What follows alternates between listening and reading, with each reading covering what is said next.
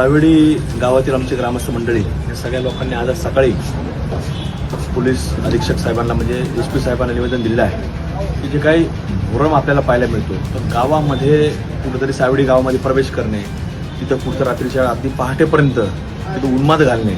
असा प्रयोग हा वर्षानुवर्ष चालू आहे। गेल्या 2-3 वर्षापूर्वी देखील काही तिथं वेगळा प्रयत्न झालेला होता, पण गावकरी मंडळींनी आमच्या सर्व युवक वर्गांनी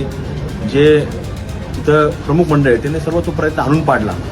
पण सातत्याने कुठेतरी अशा घटना घडू नयेत आणि शहरामध्ये कुठेही एखाद्या सावडी गाव हे जुनं गाव आहे आणि तिथे कुठेतरी असा जर काही प्रकार होत असेल तर ते गावकरी सहन करणार नाहीत। त्यामुळे गावकऱ्यांना त्रास होईल असं जर कोणी करत असेल, कायदा हातात घेण्याचा प्रयत्न करत असेल तर निश्चित रूपाने त्याचा बंदोबस्त